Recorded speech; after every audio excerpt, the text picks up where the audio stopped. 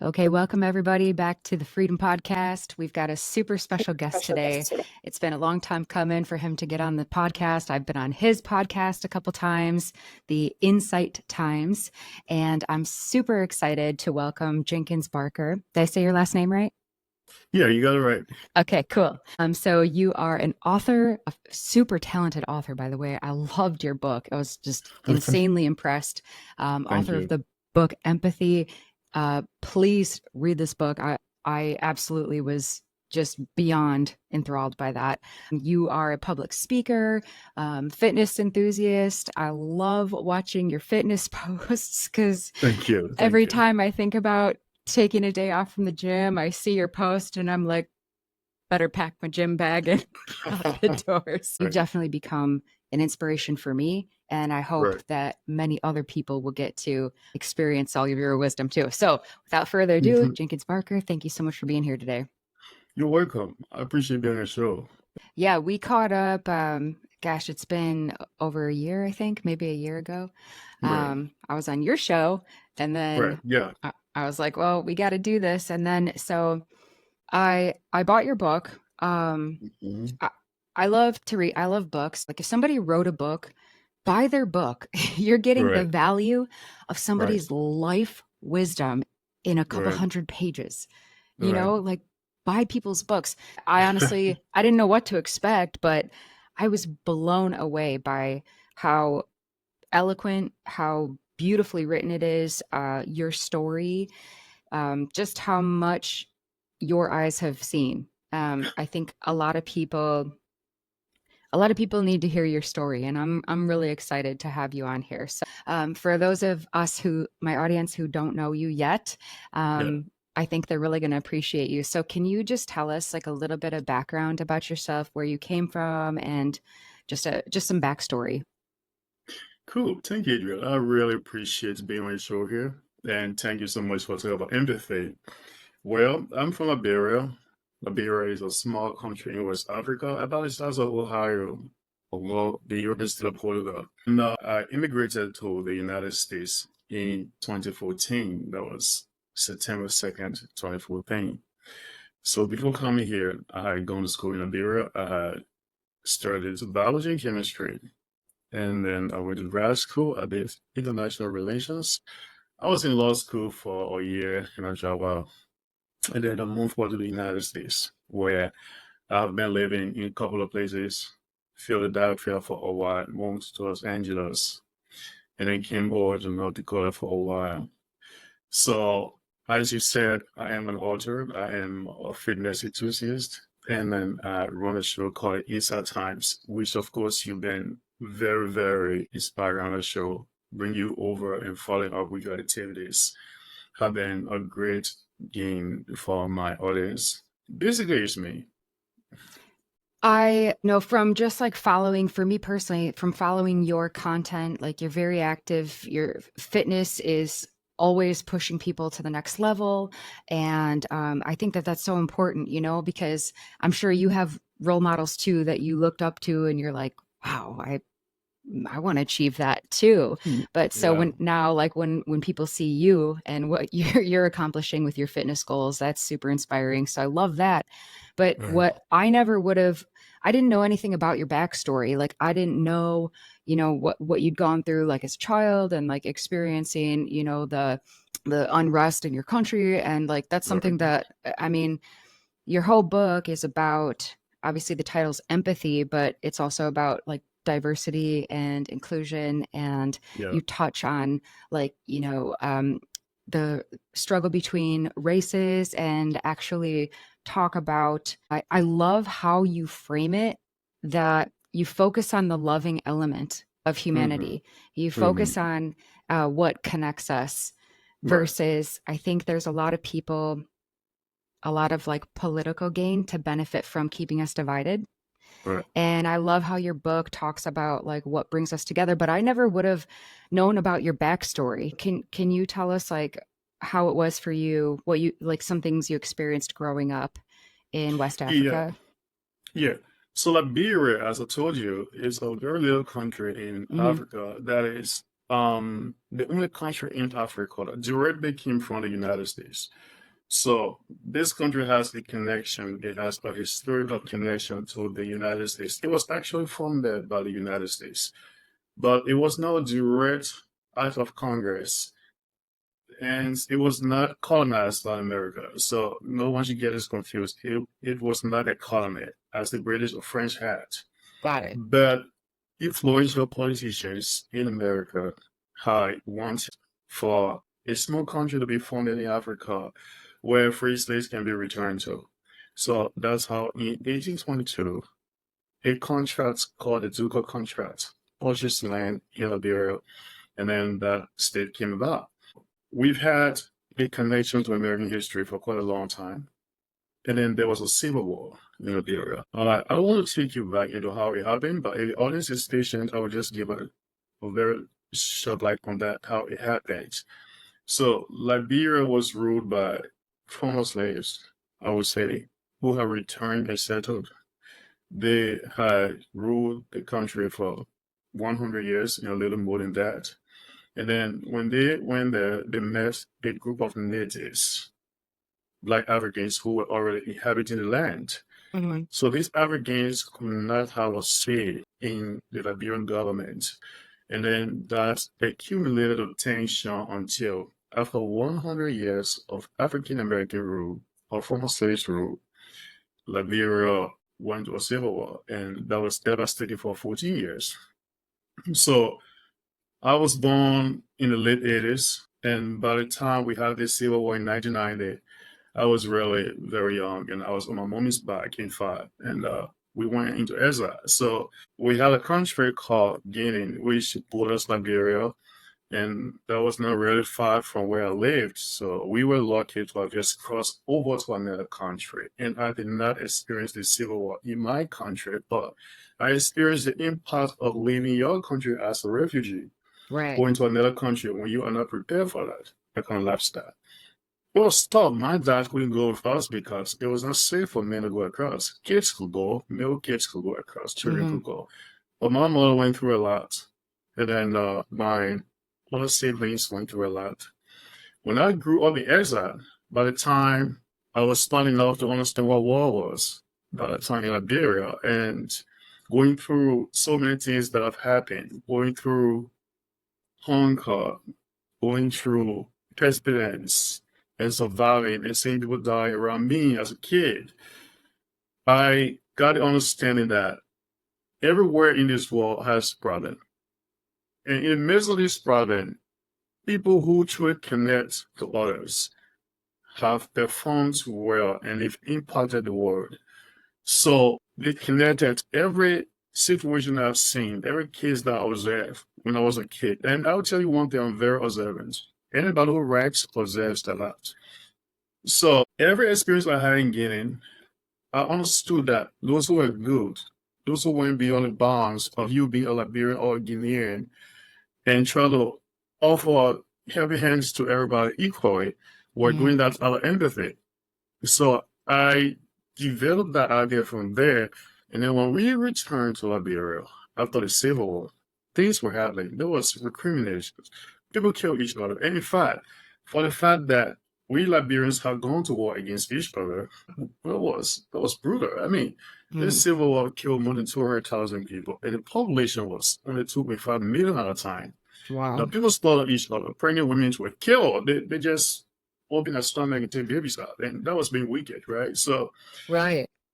many people got rescued as well because some guys were good and said, well, I will let you go. You wouldn't die today. And then that was one of the empathy. So people have placed themselves in the shoes of others and they've made profound effect on the world. So everything happened, and then I recorded that.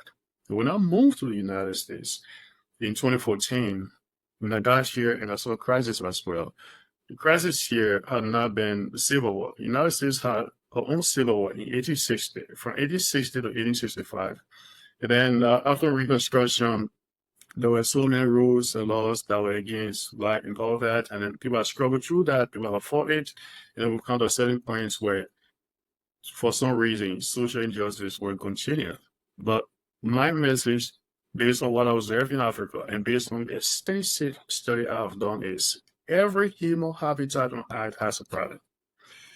So when it comes to the issue of discrimination and racism, I do not particularly want to blame a certain race for it. However, certain individuals who will deliberately carry on an act that is against all individuals should be held responsible. And I believe the world can be a better place when we put ourselves in the mood of understanding others, see their problems, and go and fix them. So it's just not you putting yourself in my shoes, but put yourself in my shoes, understand my problem, and come in and fix it. You have to fix it, and that is empathy. That is done through empathy.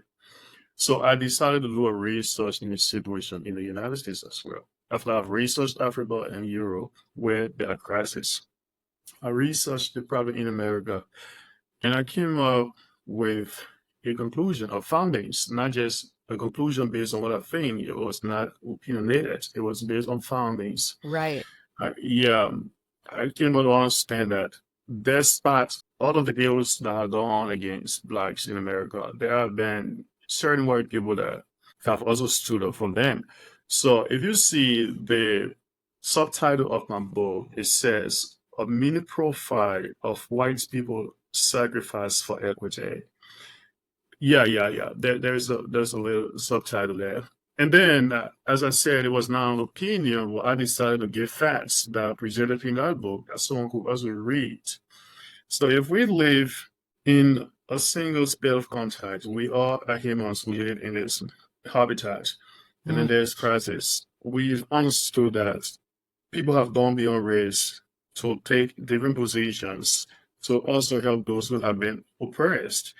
So if we can come together the same way and see how to harmonize things, then we can incorporate empathy in the way in which we operate to see the world a better place than it being a place of recriminations where I blame you and you blame me.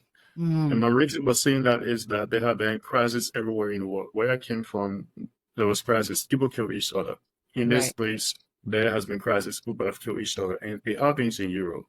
But when these things happen, one thing that I realized is that these crises happen only when there is no empathy. So wherever there's empathy deficit, that void is replaced with crisis. And if we should get rid of strife and crisis in the quest of identity, how we wish to identify as this group and you wish to identify as that, when we get rid of that, then we can gradually occupy that void with empathy, which takes over and makes the world a better place. So that's the horizon of what you got. I love everything you said. And that's one of the many things I loved about your book is that it wasn't a lot of your opinion. You cited facts and everything is sourced Yeah, out in the back of the book too, where you found everything so people can check those out if they wanted to. right, And yeah, I'm a big fan of just, I will tell people too if hey, this is just how I feel about the subject versus no, this is a cold hard fact.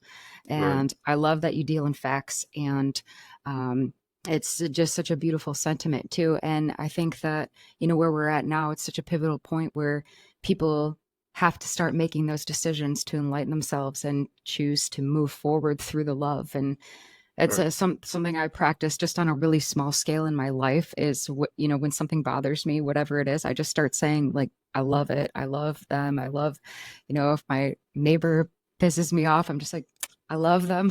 And honestly, it really works. Or like a boss or something on Yeah. a small scale, whatever Mhm. like the tension was between us, it fades away, it dissolves. It really sounds so simple and cliche that love is all you Yeah, need, yeah. but it really does work. And I think that on my personal just feeling is that everybody wants love, but they think they crave the power, they think they crave authority or money or Mhm. whatever it is, but all human Mhm. hearts truly want is to just be loved. And I Yeah. think that empathy is under that umbrella of love as well.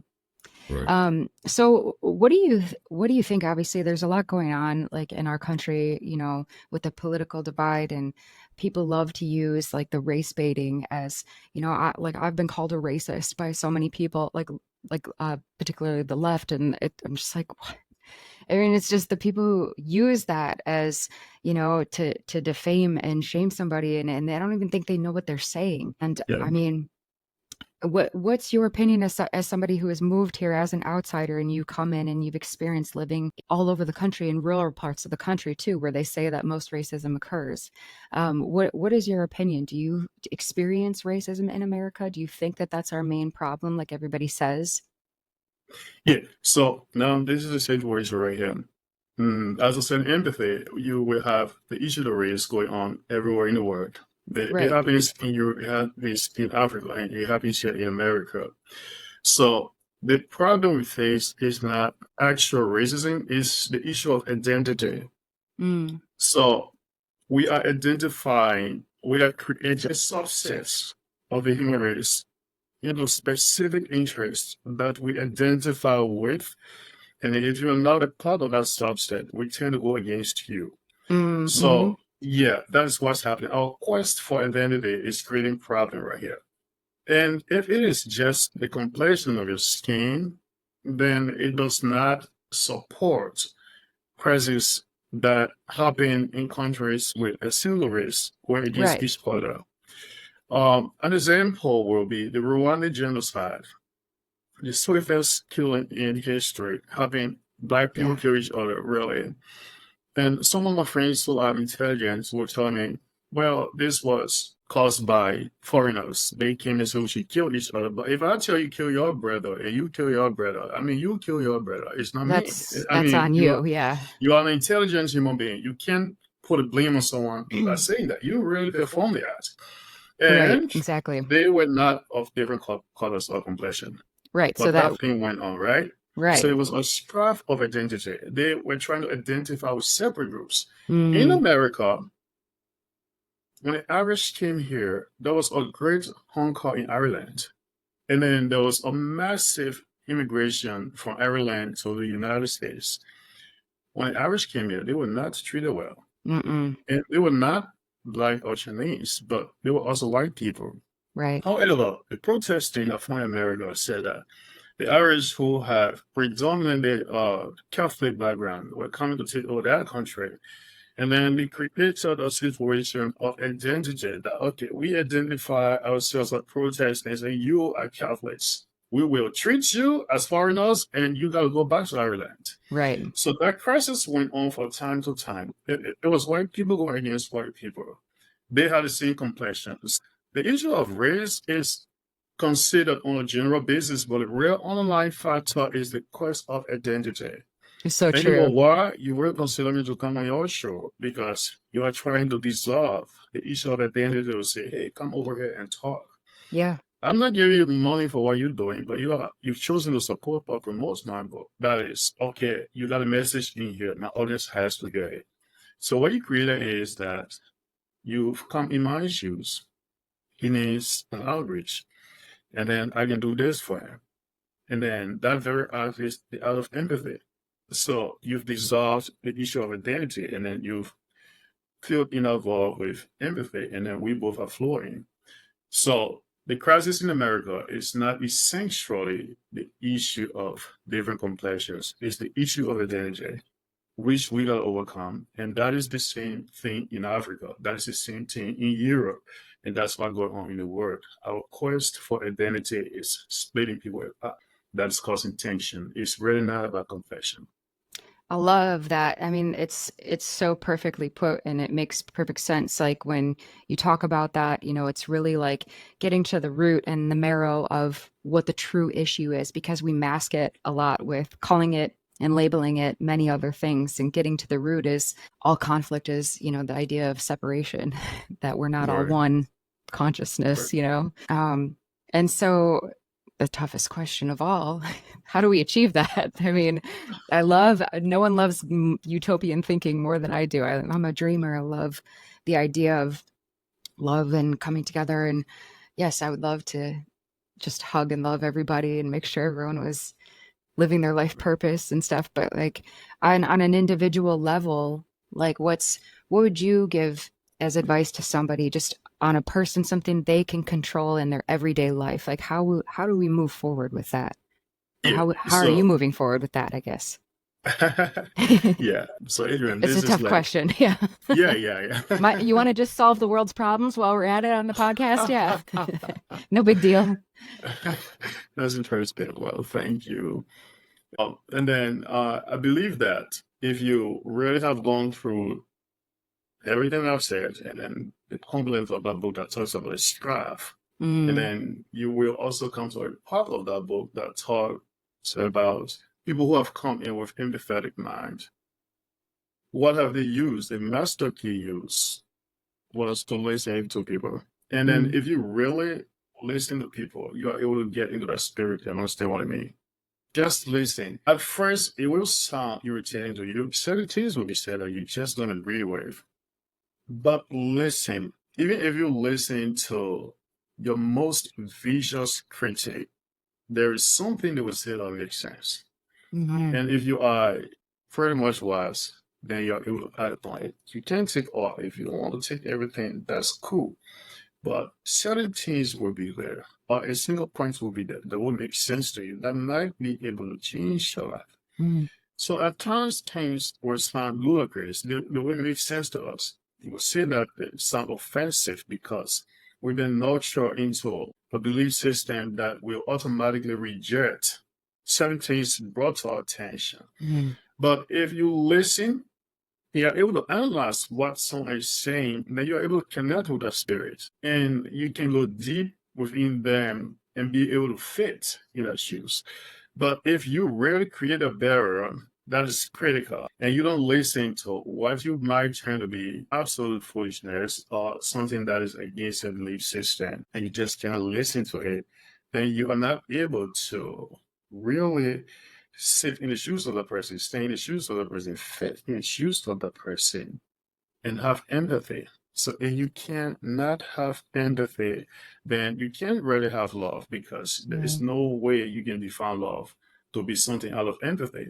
And then if you are able to have that discernment, then you are able to help somebody. For instance, you just said that if you have something going on with the neighbors, you say, I love it. Well, I love them. That's affirmation. And that is big. Don't think it's small. Certain people cannot say that. The reason is that they are constipated mentally, not to even accept that. And Mhm. they feel that when they do that, they're becoming petty. But no, if you accept that confirmation, then you're able to understand someone else. And then you can fit in their shoes to be able to manifest empathy. You Right. should listen first. Yes. Like the Sun Tzu, know your enemy so well that they cease to Yeah. become your enemy. You Yeah. actually absorb a part of them and you become basically it dissolves the barrier, I guess, right? It is also better. And if you look at history from the study of age to our age right now, people have gone to war, people have fought, and eventually nothing really happened. They just been fighting each other here on this person, and after a decade or two, or even some time, then they come together in harmony. So what to us have had now we met because we've talked, we've gone through peace talk, we had conversation, we've resolved all those differences we had, and our problems have been resolved. But because we don't listen, we carry on discussion, we do a lot of damages. But when we Yeah. listen, then we connect, and the empathy is manifested. Now, I have a question on what you think creates empathy in a person or what you believe because I've noticed that like the people that I find like most on a soul level beautiful or the people that I'm always like I want to be your friend. No, Usually I find those are people who have endured hardship on some degree and transcended it. yeah, So, I mean, I definitely know people who have experienced hardship and they haven't gone through that transformation process yet. But I tend to gravitate most toward people who have experienced, duress in their life and then transcended it and healed that part of themselves. And I don't know if that's how we develop empathy or if we can, foster it. Some people might just be born naturally loving and sweet. I've noticed that the strongest, wisest people are always they always have a really haunted past. And I guess, I don't know, that I think that Yeah. on some level that suffering is maybe the only way to transcend and develop that character. What do you think about that? And what do you think creates, I guess, beauty, love, and empathy in a person? Yeah. So you're right. Some people are born with that tender heart.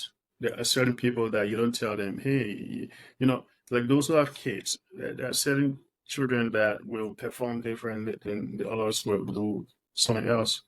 So you will have to tell a child, like, I don't want you to do this, and then this other child, you don't have to tell them nothing. They will just be okay and going right Right. in there. So it is innate. Sometimes it's inborn. And there are times when it is not inborn. There is nothing we cannot learn. Okay. So you can also learn that. So having empathy, considering people or accepting people is not very easy. That is something that you gotta really be humble to do. So you gotta really deny yourself in certain circumstances to be able to accept this person that you thought was a potential danger to you. You know, so you gotta be humble. That's the first thing. You gotta be willing to listen, and you gotta learn it. It's like wisdom that can be given to you from birth and that can be acquired from knowledge. Mm. So if you read book of empathy and then your mind is open to many different things that is happening, stories and all of that, they are able to connect to that. Things that people don't have, they can give them through knowledge and through practice. You don't want to be perfect in life, I can tell everybody, but you want to be consistent in life. Mm. Once you become consistent with anything, you're more than a perfect God. So that is what you need to do. Listen to people, be humble, be able to discern what they say. You got to practice it. And then when you practice it, 1 or 2 times, for instance, you see people out there on the street saying something they don't like. Be able to listen to them. Listen to them, humble yourself, do not interrupt them, do not criticize them. Sit and put yourself in their shoes. They are saying something that you gotta say, okay, I'm standing in the position of this person, I've replaced this person. Let me understand what it means. How have they been hurt? And Mm. then you will see how you feel. Even the monkeys do that. Mm. And the experiment has been conducted on apes. And then it was observed that when a monkey is observing another monkey that is going through pain, Mhm. first corner manifested in that monkey that is observing the other monkey that is going through pain, and the nearest to that monkey that is doing observation almost similar pain as the monkey that is feeling that pain. Although they are not physically connected, but that process goes on. And the reason is that that monkey is quietly and patiently observing with deep connection Mhm. before that can be manifested in him. But if your observation it is not really honest, and it is just something you want to do to finish attention, then you Mm. will not connect. I can Right. connect with you generally by being real. And then Right. I will feel what you're going through. If I'm able to get to that point where you feel what you're going through, I can be able to help you. Sure. So I think part of it is having authentic intention.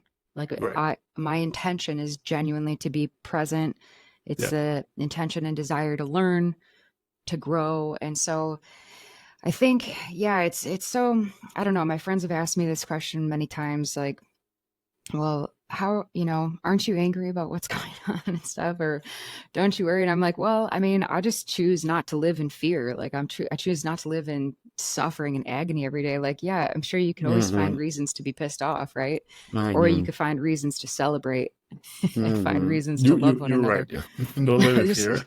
seriously, I mean, what that sucks. Then you suffer twice. Like Yeah, yeah, the yeah, yeah. thing that's happening, and now I'm stressed. Like, no, that sounds awful. I'd rather just, Yeah. kick back and relax, or put my love into it. I put as much as I can, but so I think like I don't live in fear of what possibilities may or may not ever happen. I choose to live in, my intention is to come at it with love. Like my intention Right. is to love everybody.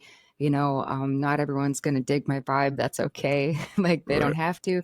But what I've Right. noticed is when you put out like good intentions, people Mm-hmm. sometimes might come around later. Like I've had people come back around from years ago in my life and come back and they were like, hey, I remember what you said a couple years ago, and like I feel you I feel now. you now. I get Yeah, it, I get and I didn't before.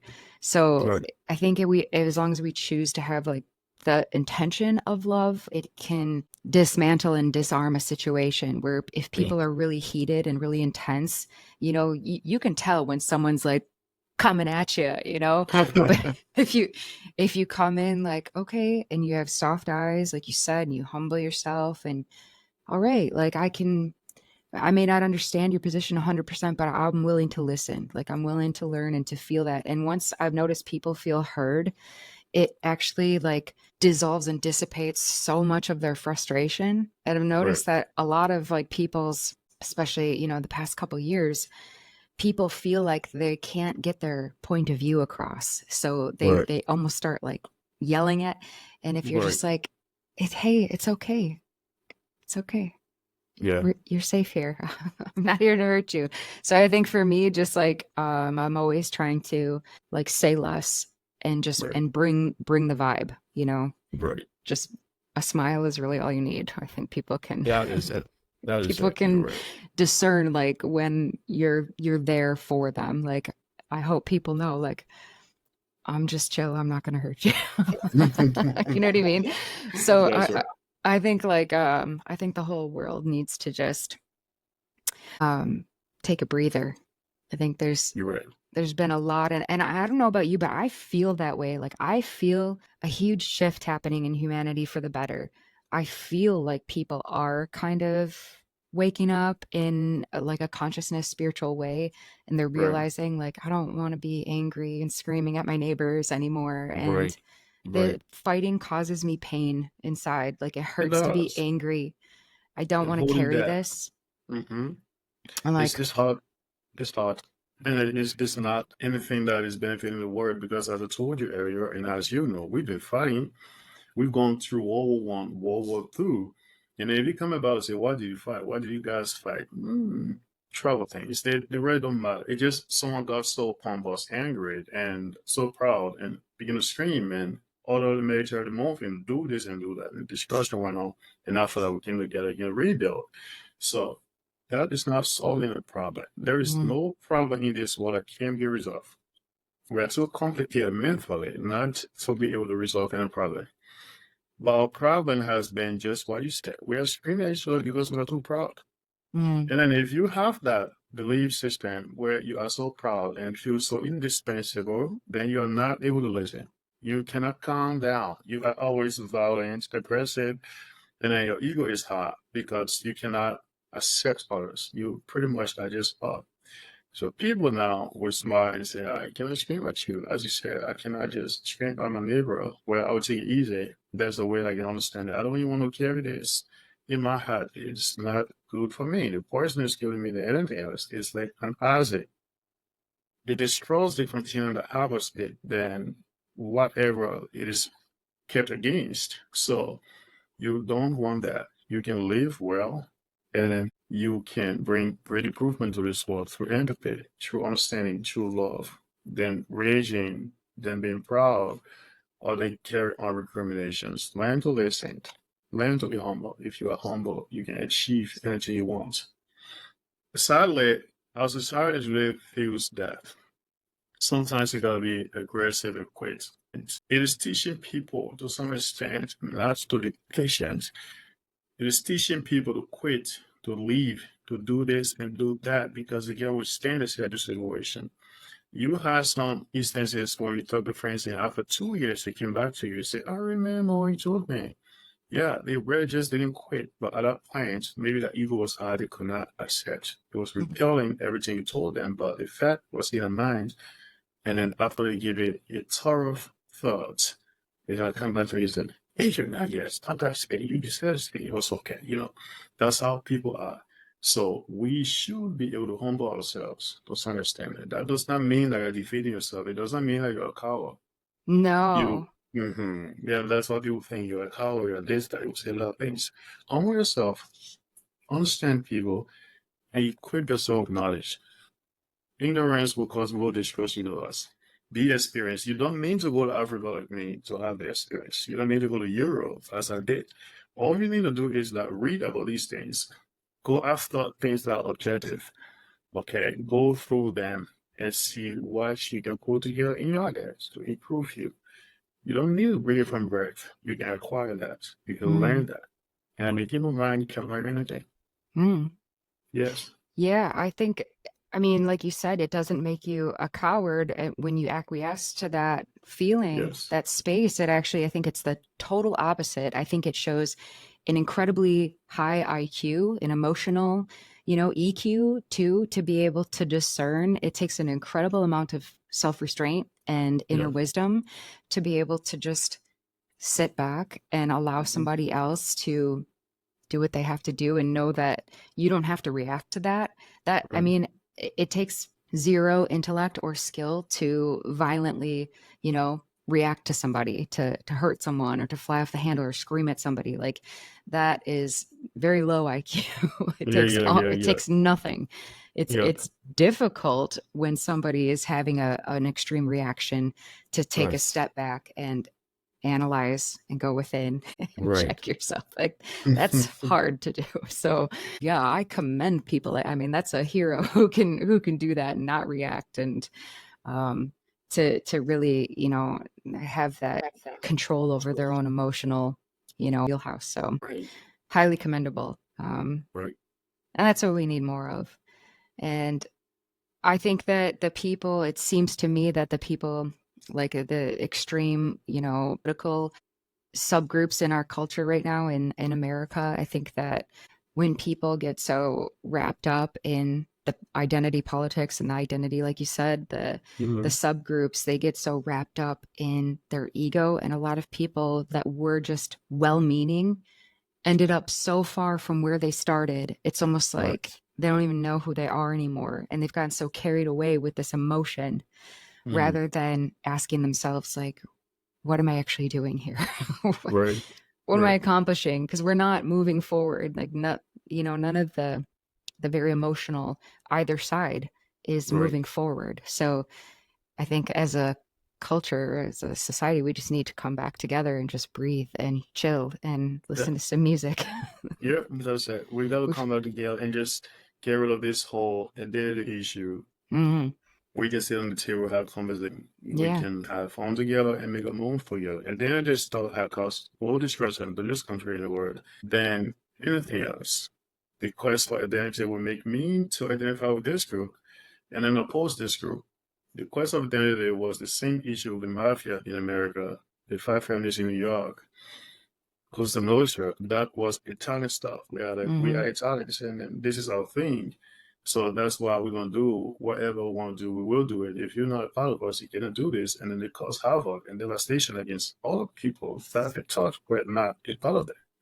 So that is just a typical example what the cost of identity will do. When we get rid of that, when we even do not have to be concerned about Democrats or Republicans, but we do not want to feel it as being conservative or liberal, we dissolve this identity, then we can come together and understand. So tell me what happens if I should come and identify as a liberal and then you identify as conservative, or just vice versa. And I'm bringing about my ideology or whatever I think. The first thing you will do is to build a defense mechanism to say, okay, maybe you are conservative or you're liberal. That's why you're saying this. And we both don't have the same belief system. Whatever I say that even makes sense to you, you will feel that because of my background, you cannot accept that. And then you will get rid of it along with so many other little things. But when we are able to sit on the table and get rid of all of these barriers caused by the quest of identity, then we're able to come together as one and listen to each other based on objective reasoning, not just being opinionated on circumstances or situations.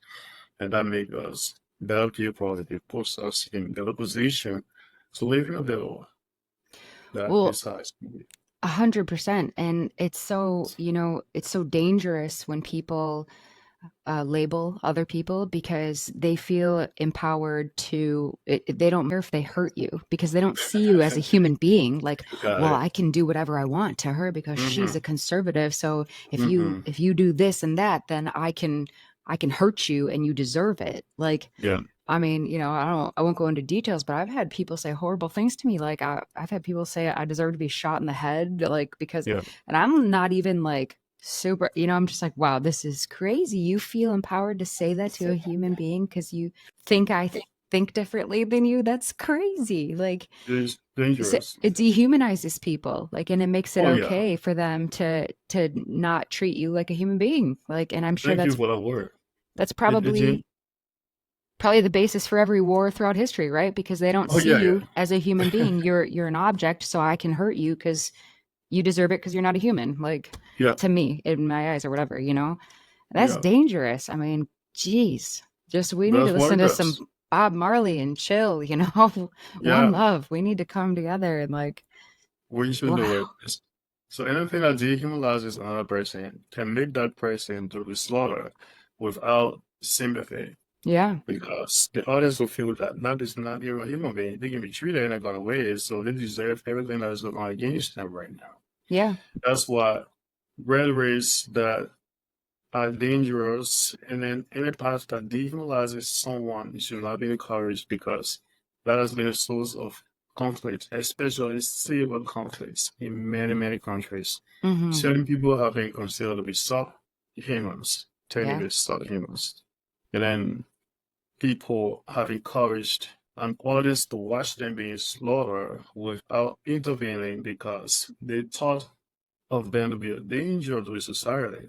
mm, So all of these psychological games are played on people's mind, and people need to be very careful how to address each other. And if you try to make me not feel like a human, and then whatever you do to me, the audience that observes that cannot do enough saving to innovate. Yeah. So we should try to stop this thing. Anything that dehumanizes another person should not be acceptable. oh yeah. It's risky. It's dangerous. Yeah, it was interesting. A lot of the men in my family are Marines, and my older brother is a Marine, and we're half Armenian. And he had to go.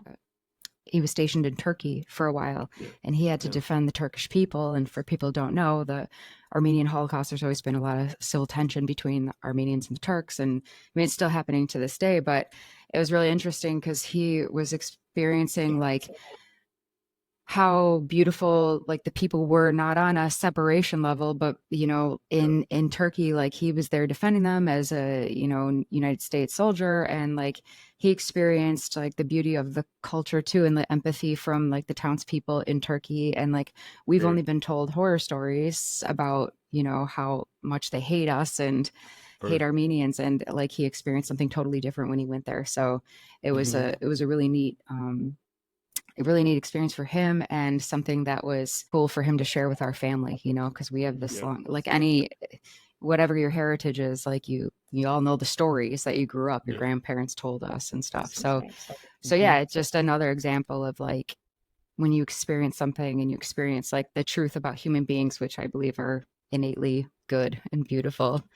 Yeah. And again, it brings that back down to a human level, and you see the truth.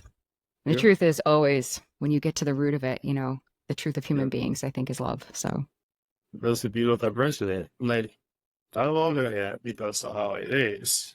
And you love my hair because of how it is. So, assuming that we all should have a hair like mine, then what is the attraction here? right. So we just get bored, right? Like this is the only type of hair we got. Hey, this work. That could be another one. Everyone is using some form of brand share go.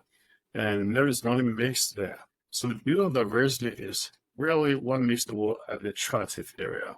Hmm. Really, it's basically Turkey, and then you see how people behave in different culture, you type into that. You go to Liberia, and then you see that, you type into that. You go to Liberia, you see that, you type into that. You come to the United States, you see that, you type into that.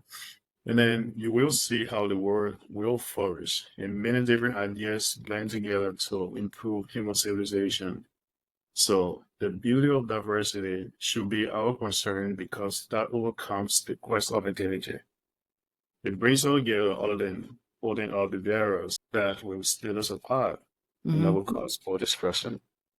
So Yeah. I mean, I think we're heading in that direction. I really yeah, do. I don't see the world how everyone else sees it. Like I have friends who are political and I'm just like, I don't feel that though. When I go out in my doorstep, I don't know, I see the butterflies. I see like Yeah, I really do. I mean, I live near Miami and it's such a melting pot of culture and Yeah. everybody celebrates everyone's culture here. Like Oh yeah. it is beautiful. And I think Many you were that like that. we're heading in that direction. I think musically, you know, I love obviously I love music, but like a lot of my influences are other world music. Like I love the bossa nova. That's I've never been to Brazil. I don't, you know, it's just Right. we're influencing each other in like in different foods and lands. And I think that we really are headed in that direction.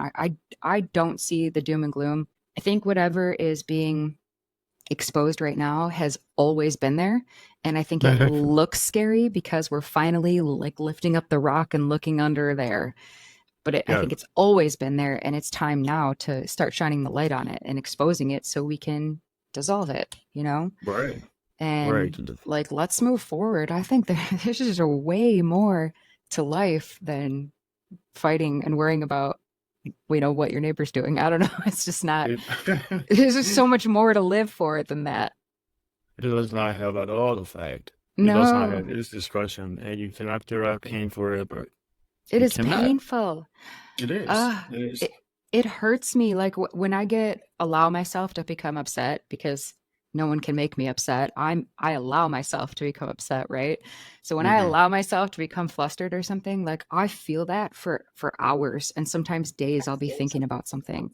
And like I don't want to bear that burden. Like it's too great a burden. If I can let something go, I just feel, It okay, let is. it go and move on. And no, I'm more interested in like all of the beauty that each individual has. Like you're really passionate about fitness, and I think that in motivation, and I think that Hmm. that is like, you know, connected or music or whatever it is. If you're a writer or a poet or, you know, a chef or whatever it is, like we need to start seeing like the connection here. Like, wow, I'm like him because I Yeah. love fitness too. Let's Right. connect and bond over that stuff. Like so many more ways we're all like, right? You know? Right.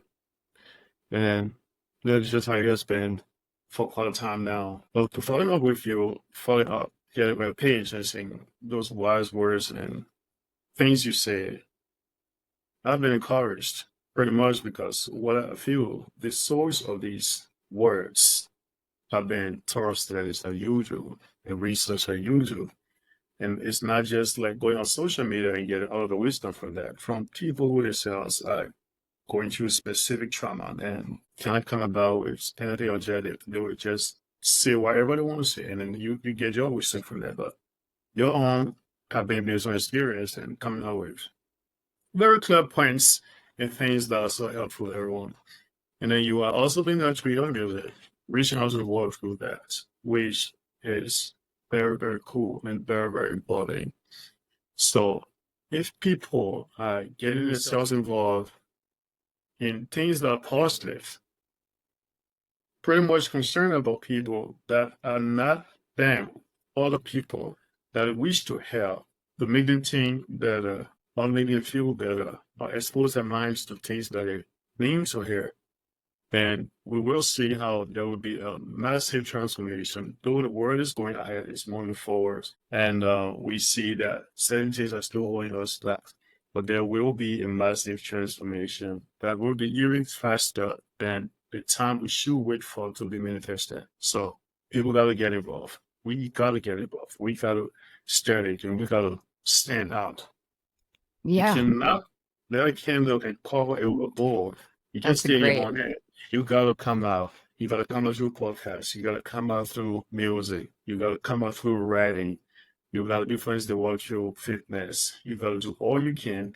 Make your social media page very useful to others. Hmm. Just not really showing whatever you have for yourself. But Right. someone's gonna benefit from that and lives will be transformed in ways that you might not be able to understand exactly because not many of them will come back to tell you, I got this for you and I'm changed. But then it will. And we get to let you know, but it will. Yeah, completely. And I think that now is more important than ever. I've heard people say, like, I should have started a podcast years ago. And I'm like, start one now. Do it now. Do whatever it Do it. is you're feeling, you're thinking about it, you've been thinking about it, do it Yeah. because the world, I think the dark is being removed Yeah. and the light is going to have to come in and take its place. They, the I don't want to get like into rabbit holes or anything, but I do think that corruption is being exposed and Right. and taken out. And I think that we're heading into an era of, you know, um, like a golden age. I think that we're going into a time of peace. I can feel it in my bones. I feel like Right. this is a time where we need the lovers and the free thinkers and the writers and the artists and the poets and Yeah. anybody who's in doing anything that's positive and unique for you. We need those people right now. We need them to Mhm. come in and be the leaders and Yeah. the lovers and the dreamers. We need them. That's it. Yeah. So it's not too late. It doesn't No, matter. it's not. I don't care if you're 85 years old. You can still You can do it. people You can down learn anything. people in Florida, like you would not believe like how healthy people in South Florida are. Like I'll see like someone on the beach, like a young woman or whatever, and I go up to her and she's like 85. I'm like, whoa. Oh, yeah, Like, yeah. Mhm. there people are so fit. Yeah, where it's because it's warm, so it's easy to be outside all the time. But Yeah. I'm from Wisconsin, so I know a thing or two about the cold. It's Right. hard to go outside when it's cold out. You're in North It is. Dakota, right? Still? Yeah, I'm right now in Okay. North Dakota. I ain't seen Yeah. even a sweater. Yeah, you know about the cold. Yeah. But yeah, the like people I know the feeling of you think you should have started younger. I felt that way too, but it doesn't matter. Just No. start now. Doesn't matter how old you are. You think you're too old, Yeah. you're not. Yeah. Just start now. Yeah. You don't have to wait. You don't have to feel discouraged because you didn't do it in your teen years. You can start now. Become consistent. There will come a time that you will be discouraged. Things will happen, and then when you receive a break, but do not give up. Don't throw this out. Get back to it and become consistent. When people are held back today because they feel that it can be better, they're like, okay, I see people having podcasts, they are far better than I do. I cannot talk, I cannot do this, I cannot do that. Just be consistent. When you become consistent, you are influencing people. But if you really want to be the best, then sometimes you'll be held back because there will always be someone better than you. And then that's going to discourage you. And then you're going to hold that. An example would be on the NBA, you will have all the star players, household names, LeBron James, Steph Curry, all those guys. But there are other NBA players who are part of the NBA. They are playing, and then they're wearing these medals. They are part of that great association. They are consistent in your playing. So you can't always want to be the best. Just try to be consistent. Be a part of the process. That is what matters. Oh, I mean, how long did it take you to write your book? It didn't take me very long because I have already had that idea and I had a passion to move with it. It took me a few months. That's do that. amazing. How long were you Yeah. thinking about writing the book though before you started? So what happened was when I was in Liberia, after the Civil War, I was going on in search of places. So there was a certain group from England that hired me to help them document what happened. So we were having focus group discussions and things like that. Got it. And then every time that I wrote, they took a credit for it. Every time that I wrote, they took a credit for it because they were just needing me to get the information. Of course. And then I was like, well, then I can have my own book too. So I had an idea, like I read a book. And then when I came from here, from Liberia, came to America, had some experiences. Then I did some extensive research. I came to Florida, I went to Illinois and other places to do my research. Gathered my information, then I flew to LA. That was before I moved to LA. I've gone there to have fun and to write. So I arrived in LA, went to the hotel, and for the first 4 days, reading a huge symposium of that book. Wow. So yeah, before this, I was like, who's just writing? All of my stuff I came with it, my information, my research foundations, now just putting them together and writing, just typing, going through it. And That's then in a amazing. few months it came out. I love it. It's Yeah. I'm such a fan of it keeps me motivated to see other people's discipline and how they pursue their goals. And Yeah. You know, there's gonna, like you said before, like there's gonna be challenges and there's gonna be hardships and setbacks. And there's days, I'm sure, when you're working out, like, you got to wake up sometime and be like, I don't want to do this. And you got to do it anyway. I mean, Right. the other day I was making a video and like all my equipment, a music video, and all my equipment just wasn't working. And I really just wanted to cry and quit forever. I wanted to smash my computer. And I was just like, Yeah. this is not working. But, Mhm. you know, you're going to have days like that. But then Yeah. the next day I was like, okay, I'm keep back. going, just gotta do it again. But you know, that it's like it's not just when you feel like doing it, it's you gotta keep consistent, like you said. And that's when all of a sudden you look back and you're like, whoa, I've Yeah. come so far. I've come so far. Yeah, and it's just from doing that little bit every day, but consistently. Yeah. That's So what I'm making. people get overwhelmed, I think, and scared because they see the end goal. Yeah. Like, well, I'm never going to look like Jenkins, so why should I work out? You know? But it's like you Yeah. got there one day at a time. Yeah, one day at a time. And then all those that talk, that's how they got there. Yeah. And then even if you don't inherit it, if there's nothing that you're going to inherit, you can start from the bottom and make your way through your life. And there's no age limit. You're not age barred to say maybe when you are 50, 60, 70, 80 years old, you cannot do this. No, you can do that. The world needs you. Yeah, millions of people living here and a few people doing things. You can be one of those that are doing things. Leave a legacy behind. If you make music, that music will live on long time after you left this world. So Mhm. anything you are doing is going to stay here to help people. It's going to stay here to help humanity. You got to do something. Do not Mm. pass through this world and have nothing left behind. You Oh, got to do something. Yes, one of my that's favorite, motivation. sorry, Yeah, one of yeah, my no, go. favorite things you said there, the key point is do something that's going to help people. Oh, yes. Because I think that's like our main purpose is I think, you know, you can find your purpose by asking yourself, like, how can I help others? A lot of people say, how can I help me? How can I get? How can gimme, Yeah, gimme, gimme, gimme? And instead yes. of saying, how can I give and contribute? Yeah, And yeah, so yeah, that's powerful.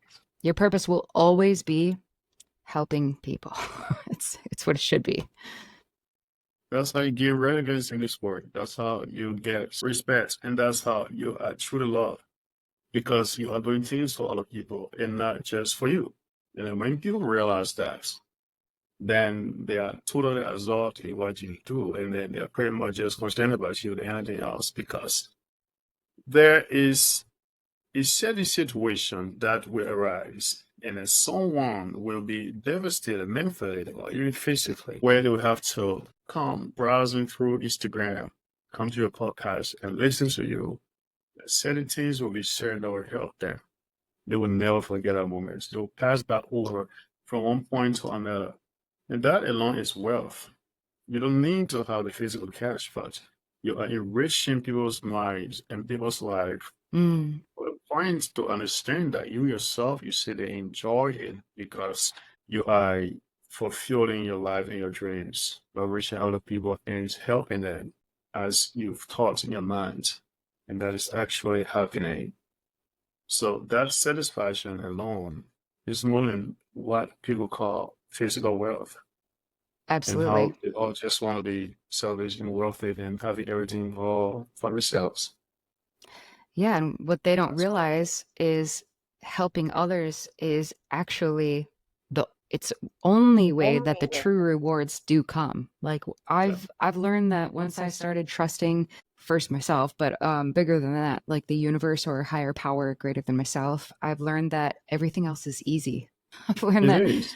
I don't worry about anything. I just do it. I show up and I don't worry about the impact beyond that. Like I showed up and I did my part. And then it just seems so easy ever since I started doing that and living for others instead of like, what do people think about me and my music? You know, once I was just like, I hope this helps someone today. Hope it makes Yeah. them feel loved because I do love them. And I hope it makes them feel something or express an emotion maybe they're stuck on. Maybe it's a heartbreak song or maybe whatever it is. Once people start living for others, it's almost like just magic. The universe just begins to unfold for you Yeah, in such a real way. It's not like hippie fairy tale stuff. It really is kind of like magic. I don't know. I feel It that way does anyway. that. I've Yeah, always you been know kind how of it a does fairy that. tale thinker, but And you know how to feel anymore because you feel genuine that someone is benefiting from what you're doing other than you benefiting. You usually have fear if you think that you are benefiting and you're losing, but mm, you don't have fear when someone else is benefiting. yeah, Always have to do what you want to do. And I can tell people you don't need to get access to anything. But when I wrote one of my novels called The Atlanta Will, yeah, when I was writing a book, the Atlanta's Will manuscript was criticized heavily. You know, someone said that I was not having the American tone in my book and all of okay, that. So I told her, I understand, I'm not from here, but I will try to put a language together that someone is able to understand it in very simple terms. And then I was not as far as I mean, it used to be tough. Some people say things that you would never like if you feel bad about yourself. Some people words are so much powerful to tell you something like yeah, okay. I said, but I'm not serious noise. I'm not nice to you. I don't want to be an expert. I don't want to no, be. I just want to be part of the process. So I can generally put my teams together here and someone will get that. That's fine. I don't want to be the top 1, 2, 3, 4, 5. No, I just want to be a part of the process and genuinely come up with what I can get for people to benefit from. I don't want to benefit from it. I And love it. because I do not want to benefit from it, I have no fear. Perfectly said. Lead with that trust and that inner love, and put it in the universe's hands, like put it out there. And I've done my part. I gave this, I gave what I had to give from my soul, Yeah. and it's out there for people to find it now. Yeah. And how many books do you have? I currently have 42 published, and I have two others that I'm working on. Wow. Okay. So I have Empathy in the Allen's World published, and then I have Registered that is coming up, and then there is another one called Lost Interest Brain that will be coming up soon. That simply means likely diagnosis. Okay. I like it. Yes. It's certainly relevant to what's going on in the world. Um, Yeah. where can we find your books? Where can people find your books? So they're both on Amazon. Empathy is on Amazon, and then The Island of Swirl The is a Island. novel. That is like, unlike this one, which is non-fictional, The Island of Swirl is, I I'm simulating the legal probate process in California through a novel.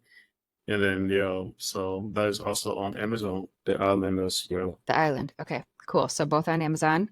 And Yeah, for then where can the audience find you? Is Instagram the best place to keep in touch with you? yeah, so I'm on Instagram as Jenkins Barker, and then you can get me right on Instagram. And yeah, I think that's the most popular social media platform I currently have. Perfect. So Yeah. if anybody wants some fitness motivation, go to his Oh, page. yeah. So it'll make you want to go to the gym. It works for me. And yeah, you share a lot of your wisdom on there too, which is awesome. So people appreciate that, and they need to hear that right now. I love everything you're doing, and I think you're a very positive force for the world right now, and people need more of Okay, what you have to offer. So thank you for being a light in these confusing times, but beautiful times, because change is happening, and that's good. great. Thank you so much, Adrian, for having me. And you are a wonderful person. I always want to talk to. And I believe you got to come again on the Inside Times to share your wisdom with us and to tell us how far you gone with your music and all that you are doing. We'll always promise to hear you, and our audience is standing by to listen to you again. Awesome. Yeah, I appreciate that. And always down to connect. So it's been a pleasure. Thank you so much. I appreciate it. And everybody, make sure you check out Jenkins Barker on Instagram, and check out his books on Amazon. And thank you so much. I appreciate it. Thank you for all your wisdom today you shared with us. Thanks, Adrian. I appreciate your time too. All right. We'll keep in touch. I love following Let's your stay in touch. journey. All right. Let's Cheers. do it. Have a good one. You too.